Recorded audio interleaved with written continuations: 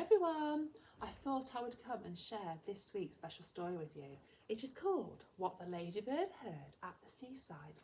Now I love the What the Ladybird Heard stories, so I really hope we all enjoy What the Ladybird Heard at the Seaside. It's written by Julia Donaldson. Shall we see what happens?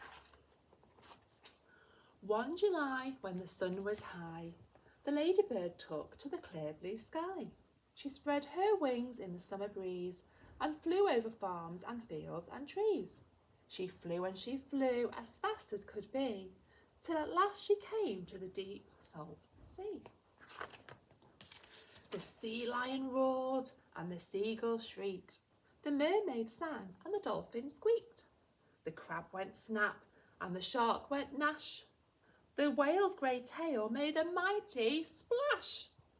The dogfish barked and the catfish purred, but the ladybird said never a word.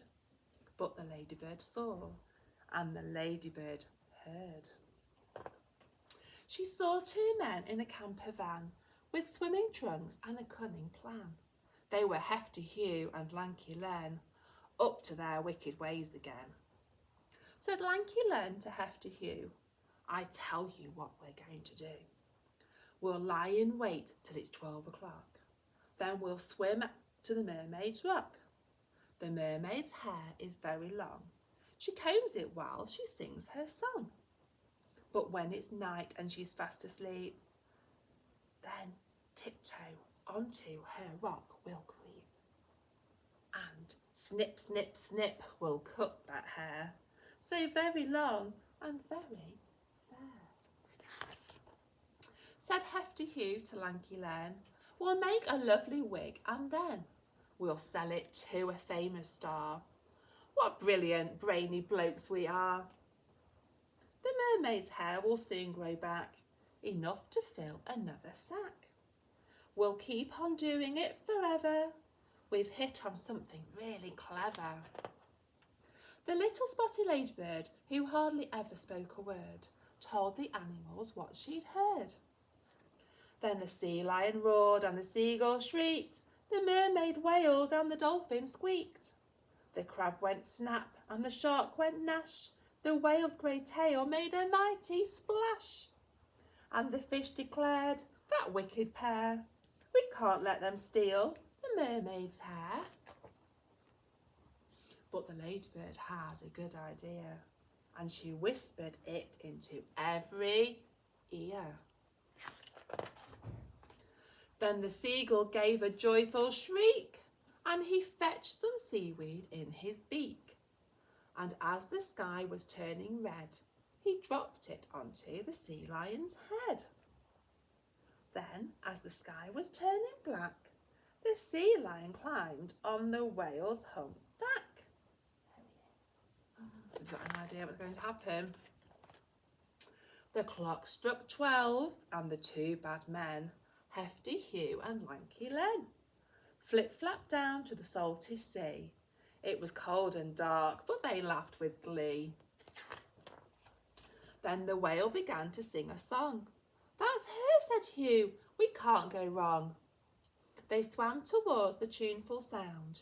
She's still awake, said Len, and frowned. The singing stopped. They took a peep. Said Hefty Hugh, I think she's gone to sleep. Up they climbed with their big brown sack onto the whale's enormous back. And snip, snip, snip, they started snipping. This hair, said Hugh, it's damp and dripping.